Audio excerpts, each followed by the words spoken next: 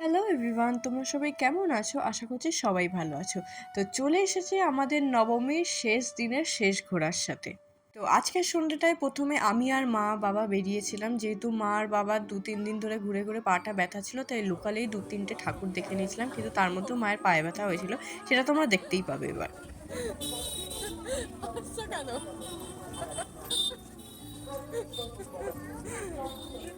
এটা প্রমাণ।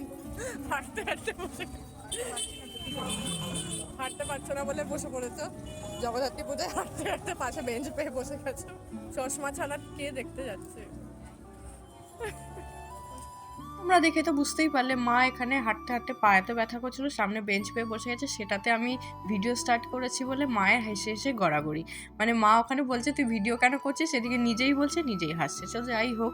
আর বাবার তো দাঁড়িয়ে আছে, বাবার তো কি আর করবে, দুজনেরই পা ব্যথা। মা ওখানে বসে, আমিও ওখানে দাঁড়িয়ে ভিডিও করছি, বাবা ওখানে দাঁড়িয়ে দাঁড়িয়ে হা করে দেখে যাচ্ছে আর হচ্ছে কি হলো এদের, কি বলবে। যাই হয়, ছেলেদের অবস্থা যা হয় আর কি। তো তারপর সেকেন্ড হাফে বেরিয়েছিলাম আমার শ্বশুরবাড়ির লোকদের সাথে। আমার এটা হচ্ছে ছোট্ট পুচকি একটা ননদ, বাকিরা হচ্ছে মাসি শাশুড়ি। কেউ দেখে বলবে মাসি শাশুড়ি, বাট ইয়েস, মাসি শাশুড়ি ওরা।